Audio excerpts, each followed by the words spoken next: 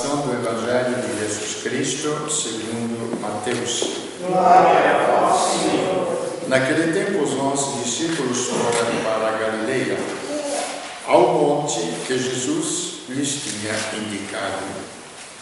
Quando viram Jesus, prostraram-se diante dele. Ainda assim, alguns duvidaram. Então Jesus aproximou-se e falou: toda a autoridade me foi dada no céu e sobre a terra. Portanto, ide e fazei discípulos meus todos os povos, batizando-os em nome do Pai e do Filho e do Espírito Santo, e ensinando-os a observar tudo o que vos ordenei. Eis que estarei convosco todos os dias, até o fim do mundo. Palavra da salvação. Glória a vós, Senhor.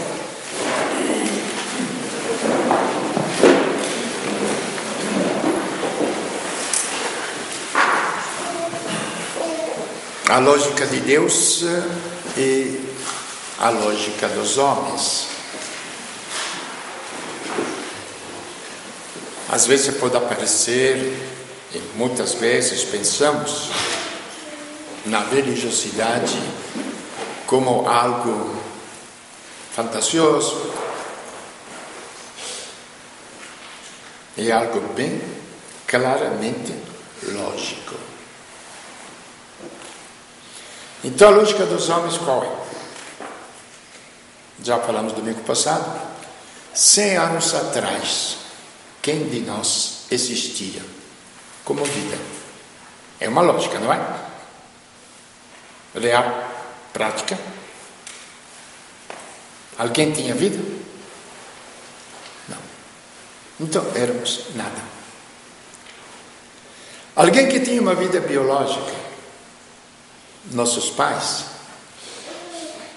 Deram início à nossa existência sobre a terra.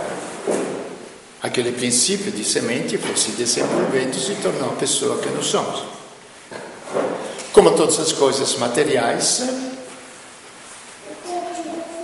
nasce, cresce, desenvolve, acaba. A lógica dos homens. 100 anos atrás, 200, 300, 1000, 1 milhão de anos atrás. Cristo era o Verbo. Ele era. Existia. Antes que este mundo viesse a existir, antes que nossos pais, nossos avós, nossos bisavós viessem a existir, Ele era. Ele é.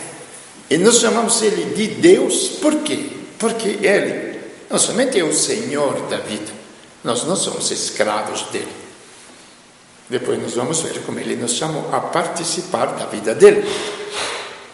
Mas ele deu o princípio à vida, uma vida material, biológica. Já falamos outras vezes, repito aqui muito claramente. Os cientistas, entre aspas, que se pode ter uma boa cabeça para pesquisar todas as leis da natureza até aplicá-las. Agora, quando no orgulho de conhecer alguma coisa, os cientistas se tornam, entre aspas, pequenos deuses.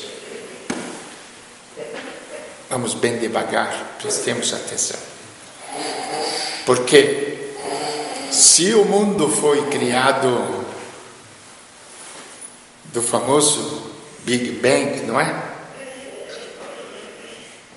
O famoso estrondo, o terremoto inicial que não sei de onde começou. Como é que se organiza uma harmonia tão maravilhosa no universo? É só prestar atenção às abelhas, às formigas, como são organizadas, prestar atenção ao sol que nasce todo dia, tudo. De uma confusão. Vocês já viram sair uma ordem? Nós já vimos agora num pequeno tsunami e terremoto do Japão. como toda a ciência dos homens foi para o Beleléu.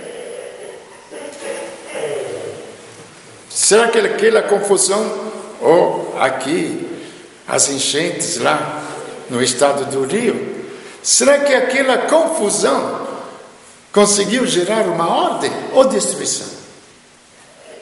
Então o universo não pode começar de uma confusão. Simplesmente porque nós não sabemos como começou. Bom, se o orgulho da gente quer inventar coisas, pode inventar. Só que é a famosa casa construída sobre areia. O tempo e as circunstâncias vão demonstrar que ela cai em cima da nossa cabeça. E quando essa casa é construída, como seres humanos, vai cair e morrer também a nossa vida. Está na cara.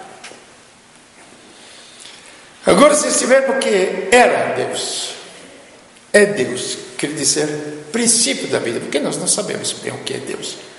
Nós podemos ver a manifestação de Deus. Jesus mesmo fala, olhai os lírios do campo, olhai as aves do céu. Antes do homem inventar o submarino, já tinha os peixes que viviam na profundeza da água com a maior tranquilidade, não é?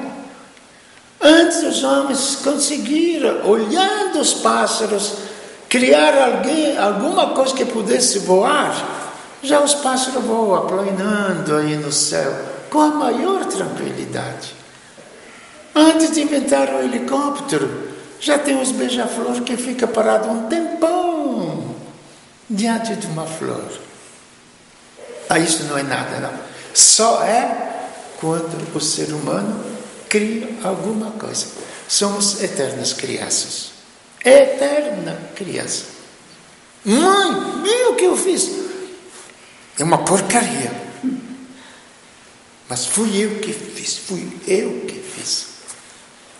Quando é que o ser humano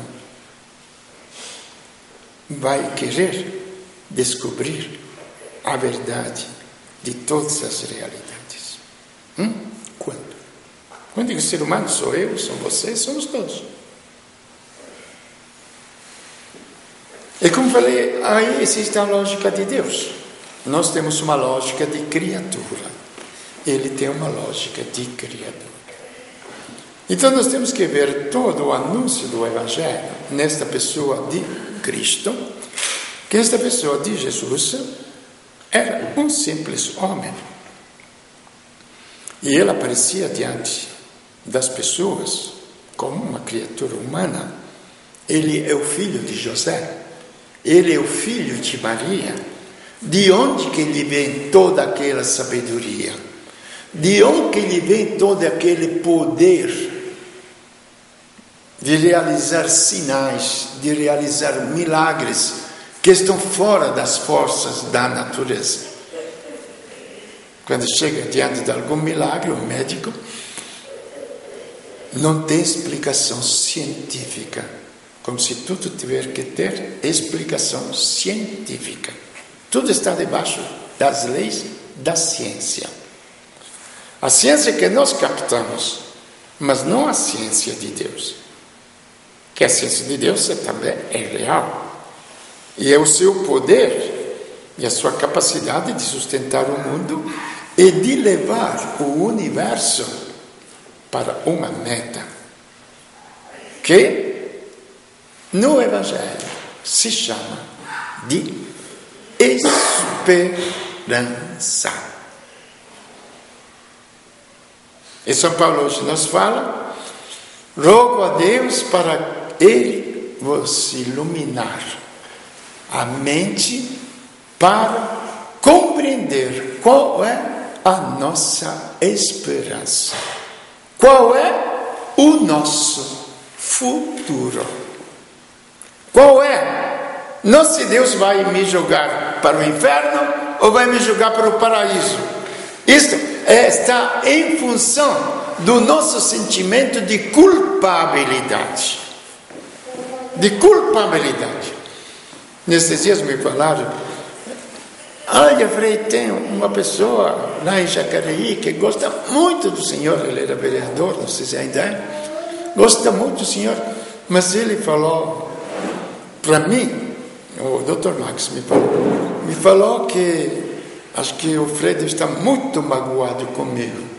Depois me caiu a ficha. Ele era vereador do PT, quando fui secretário da Saúde, aprontou tudo quanto é jeito, não em função da cidade, mas contra o Frei, para que essa secretaria não funcionasse. O sentimento de culpa dele, acho que eu estou com raiva dele, que não estou nem aí. E assim nós também fazemos com Deus. No nosso sentimento de culpa, que aprontamos, aí temos medo que ele me mande para o inferno. Então nós criamos o nosso futuro por um julgamento de inferno ou de céu. Não é? O nosso futuro, como para Cristo, é uma coisa muito clara. Então nós compreendemos, na última oração de Jesus, ele nos explica claramente: Pai, chegou a hora. Veja que clareza, gente. Enquanto eu posso dizer, eu vim do nada, ele fala claramente: eu vim de Deus, sabendo que tinha vindo de Deus, fala São João, e que a Deus voltava com a gente. Queremos mais do que isso. Sabendo de onde ele tinha vindo e para onde ele voltava, ter esta consciência clara. Quem de nós sabe para onde nós vamos? Até os povinhos se perguntam, não é? Não precisa ser grande teólogo, filósofo, estudiosos. De onde vim, para onde que vou? Não é assim as perguntas mais elementares. Não é? E por que nós não aprendemos no catecismo da igreja? Com Cristo, sabendo que ele tinha vindo de Deus e sabendo que voltava para Deus, chegou a hora de oferecer a sua vida para a redenção. Os apóstolos tinham entendido alguma coisa, como nós também, eu também, não pode ser, quase nada, tanto que no finzinho, veja bem, ele tinha ressuscitado, tinha vencido a morte, tinha esperado que Lázaro morresse, tinha ressuscitado Lázaro depois de 4 dias, tinha devolvido a vista aos cegos, como sinal, mesmo que ele era filho de Deus. Mesmo assim, está escrito, quando ele estava lá na Galileia, muitos deles ainda duvidaram. Isso nos conforta na nossa fraqueza da fé. Mesmo depois da gente ter visto tanta coisa, ter assistido, ainda duvidamos, será mesmo? E outro mesmo assim pergunta, e vão se perguntar até o fim dos tempos, brigando como briga lá para o território de Israel, não é? Se pergunta, é agora que você vai restabelecer o reino de Israel? Ainda estou brigando, 2000 anos depois, para ter Israel contra os palestinos, não é? Esta é a pobreza do ser humano. Aí ele foi para Deus. Hoje é a festa que nós chamamos de Ascensão. Eu chamo mais clareza, porque gosto das coisas muito simples e claras, sem criar espiritualidades fantasmagóricas, espiritualidades de fenômenos estranhos. Gente, não precisa. Basta a inteligência para entender e o coração para crer. Isso já nos faz diferentes, totalmente diferentes. A inteligência para entender e o coração para crer aquilo que ele nos fala, aquilo que ele realiza. Então ele não ascendeu, subiu ao céu. Não. Ele simplesmente voltou para a casa. Pai, eu volto a ti, falou Jesus. Eu volto a ti. Simples. Encontro uma pessoa perdida numa cidade, o que está fazendo aqui? Estou esperando o ônibus para voltar para minha casa, não é? Então eu volto a ti. Eu volto a ti, logicamente não cabe hoje, já passamos a Semana Santa, toda a meditação sobre o sacrifício, a entrega de Cristo para a redenção dos pecados, e agora ele realizou a obra que Deus lhe deu para cumprir. Qual foi a obra que Deus lhe deu para cumprir? A vitória sobre o pecado e a elevação e a santificação das pessoas humanas. O que quer dizer santificação? Elevar o ser humano a nível que nos cabe, que é o homem, ó Deus, para que tu te lembres dele. O fizeste pouco menor que os anjos, de glória e de honra, o coroaste. Então não é simplesmente acabar com a parte negativa que nós chamamos de pecado. Não foi só isto que ele fez quando se entregou na cruz. Ele não realizou esta comunhão com o nosso mal, por isso que ele suou sangue, que ele sentiu aquele abandono do Pai, por que me abandonaste? Mas ele realizou uma criatura nova, uma criatura imortal. Veja então que a morte tem uma lógica também. A lógica da transformação deste nosso corpo mortal que recebemos dos nossos pais. Veja que agora até a nossa vida começa a adquirir uma lógica de Deus. Acaba a lógica humana, que nós viemos do nada, nós nascemos, crescemos, nos esforçamos para criar uma vida, depois morreremos. E começa dentro de nós uma lógica divina. Com esta vida que nossos pais nos deram, Ele veio habitar dentro de nós. E Ele vai transformar esta nossa vida. E em toda a criação, então nós falamos, vós o fizeste pouco menor que os anjos, de glória e de honra o coroaste. Não somente isto, nós não somos pouco menores que os anjos. Nós, como criaturas humanas, somos superiores aos próprios anjos. Esta é a esperança humana, o futuro humano. Se quisermos acreditar, acreditemos. Se eu achar que a minha vida termina no cemitério ou num forno crematório, livre, gente, ninguém vai poder obrigar ninguém a mudar de ideia. Ninguém vai poder mudar ninguém. Cabe isto individualmente a cada um de nós crer naquilo que vê ou naquilo que Deus nos promete. Esta é a nossa esperança. Então, a qual dos anjos Deus disse: senta-te à minha direita? Algum anjo lhe falou isso? Não. No entanto, nós achamos os anjos uma coisa maravilhosa, não é?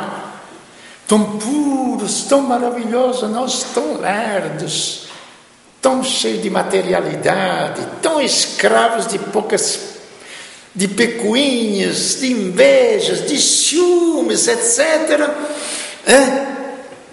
Não é uma mesquinhez muito grande?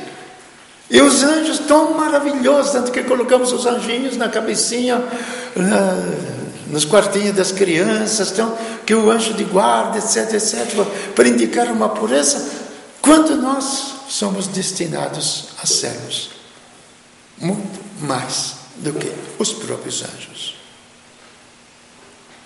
porque é seu filho feito homem. Ele disse: senta-te à minha direita. E começa, e termina a história do homem, mas começa a história de Deus. A nós também uma resposta. Não ficar olhando para o céu para saber onde que foi. Mas se cremos que em Deus termina a nossa história humana. Termina, sim. Que tem que terminar. Humana, repito, simplesmente humana. Não é que a gente vira espírito. E deixar que comece dentro de nós a verdadeira história nossa, que é a história de Deus. Eu estarei convosco todos os dias, até o fim dos tempos.